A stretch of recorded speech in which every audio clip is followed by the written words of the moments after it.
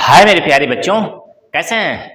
आइए हम आज आपको फिर एक नया कंसेप्ट बिल्कुल आपको नए सिरे से फिर मैं लाया हूं। दिस तथा दैट का प्रयोग शायद आप पढ़ते पढ़ते थक गए होंगे, लेकिन थकने की जरूरत नहीं है। सारे दिस और दैट में कुछ न कुछ नया है। जो सीख गया वह जीवन में आगे बढ़ जाएगा, यह तय है। तो आज हम इस इंग्लिश सीखने की जर्नी में क्या नया लेकर आए हैं, आइए देखते हैं। तो आज हम पढ़ेंगे दिस और दैट का प्रयोग। दिस और दैट का प्रयोग बस कुछ नया है, और नया क्या है यह जानने के लिए आइए मेरे साथ। तो आइए नोट देखते हैं। जीवन में नोट का बहुत महत्व है, आप सारे लोग जानते हैं और हम सब जानते हैं कि जीवन में नोट का बहुत महत्व है। तो आइए देखते हैं। जब किसी नाउन या प्रोनाउन के पॉजेसिव केस यानी संबंध कारक के साथ अपना शब्द आए तो अपना जो शब्द है उसका अनुवाद क्या होता है? ओन। उसका क्या होता है? ओन। यहां पर जो अपना शब्द दिया हुआ है अपना का होता है ओन। तो अपना को केवल अपना ही नहीं कहेंगे, अपना को कहेंगे स्वयं का, स्वयं का, खुद का। यह भी भाव रखता है, स्वयं का, खुद का।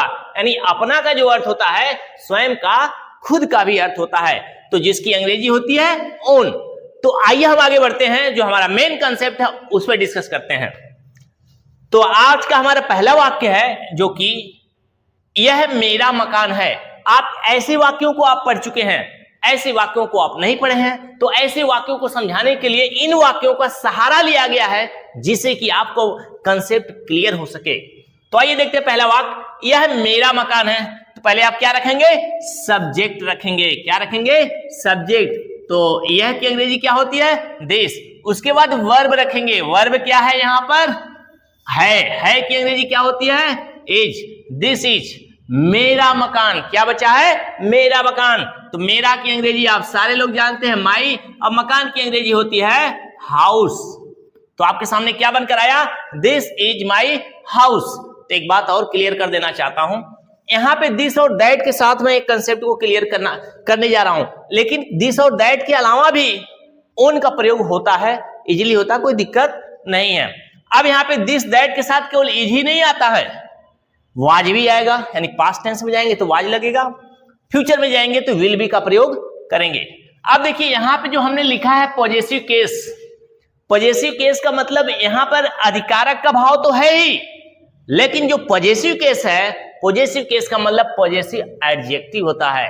उसके बाद ऑन लिखेंगे और उसके बाद नाउन। तो हमारा जो पहला वाक्य जो बनकर सामने आया था, दिस इज माई हाउस। अब यहां देखिए यह मेरा मकान है, लेकिन यहां पे क्या कहा जा रहा है? यह मेरा अपना मकान है। तो ये जो वर्ड बढ़ गया है अपना, उसी अपने वर्ड को क्लियर करना है। तो यह मेरा अपना मकान है, तो क्या हो जाएगा? दिस।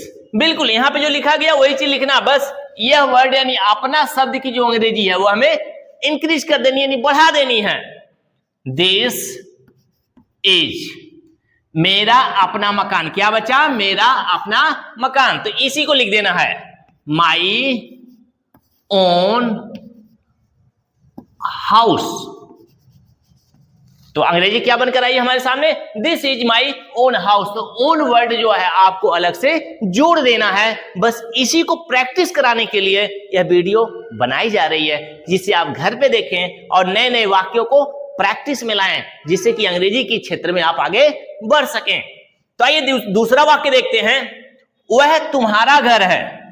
तो वह की अंग्रेजी दैट। क्रिया लिखेंगे, यानी दैट के बाद क्या है? इज। दैट इज तुम्हारा घर। तुम्हारा घर की अंग्रेजी क्या होगी? योर। योर मीन्स क्या होता है? तुम्हारा। घर की अंग्रेजी क्या होगी? अब देखिए यहां पे मकान और घर दोनों बातें एक जैसी आ गई हैं। खैर कोई बात नहीं, सेंटेंस हमें पढ़ना तो पढ़ना है। वह तुम्हारा घर है, दैट इज योर हाउस, या होम भी लिख सकते हैं। That is your house. बस यहां दिस का प्रयोग है, यहां पे दैट का प्रयोग है, वाक्य तो सेम टू सेम है। वह तुम्हारा अपना घर है, क्या हो जाएगा? दैट। दैट लिखने के बाद क्रिया लिखेंगे इज। दैट इज तुम्हारा अपना घर। तुम्हारा अपना घर लिखना है योर ओन हाउस। इस तरह से इन वाक्यों को हम हल करेंगे और ओन जो वर्ड है अपना के लिए, स्वयं के लिए, खुद के लिए, इसका हम प्रयोग करते आगे बढ़ेंगे। आगे देखेंगे थर्ड सेंटेंस को। यह तुम्हारी पुस्तक है। यह तुम्हारी पुस्तक, कितना सिंपल वाक्य है। क्या हो जाएगा? दिस इज तुम्हारी पुस्तक। तुम्हारी पुस्तक की अंग्रेजी क्या होगी? योर मीन्स क्या होती है? तुम्हारी। पुस्तक की अंग्रेजी क्या होती है? बुक। ध्यान से पढ़ते चलिए और समझते चलिए। This is your book. अब यहां देखिए, यह तुम्हारी अपनी पुस्तक है। बस ये वर्ड जो हमारा बढ़ गया अपनी, इसके लिए हम आगे बढ़ेंगे।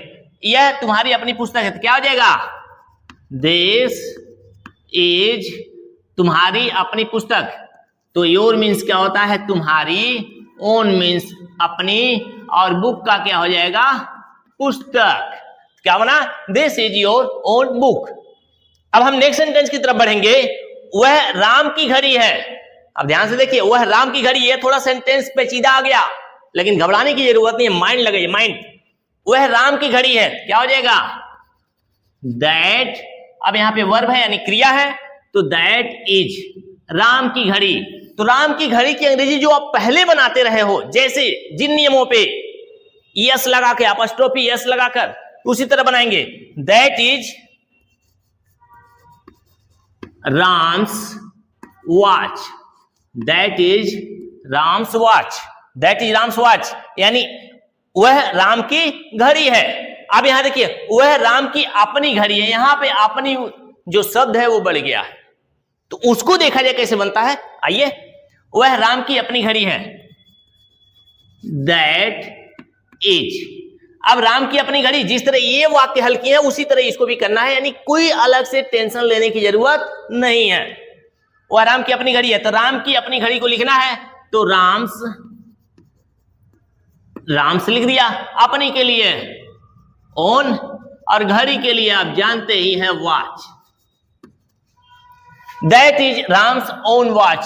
तो ओन शब्द का प्रयोग हमें सीखना है, कैसे करना है, कहां करना है, प्रैक्टिस करनी है। आइए हम आखिरी सेंटेंस की तरफ बढ़े। यह हमारा देश है, क्या हो जाएगा?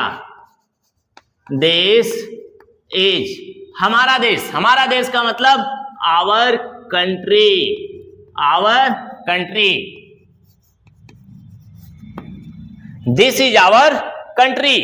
अब हमने लिख लिया दिस इज आवर कंट्री। अब आगे बढ़ेंगे। यह हमारा अपना देश। अपना वर्ड की हमें अंग्रेजी यहां बढ़ानी है, तो आइए बढ़ा देखते हैं। This is our. This is our. This is our. अपना के अंग्रेजी वही लिखेंगे, ओन। कंट्री मीन्स देश।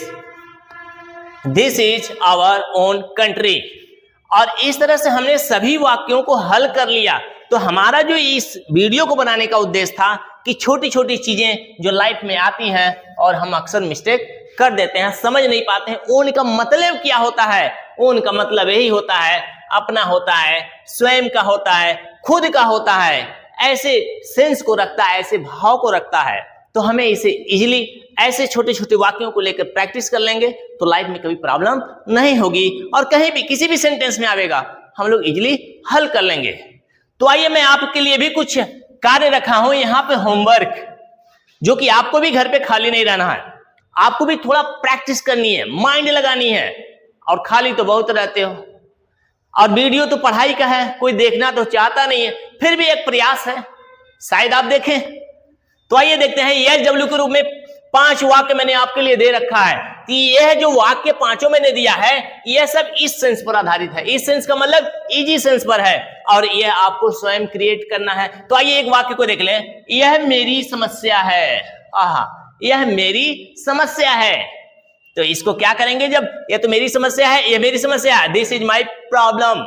दिस इज माई प्रॉब्लम, ये कर लेंगे। लेकिन इसका दूसरा सेंस लगाना है जो कि ओन पर बनाना है। तो यह मेरी अपनी समस्या है, this is my own problem. तो ऐसे सभी वाक्यों को आप दोनों सेंस में बदल करके हल कर लेंगे, जिससे कि आपका नॉलेज इंप्रूव होगा और आप भी सोचोगे, कुछ चेंज करोगे तब।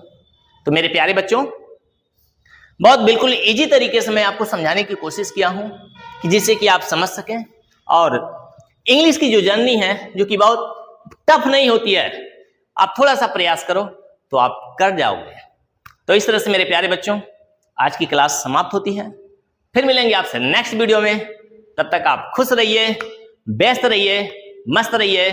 फिर मिलेंगे। Bye bye.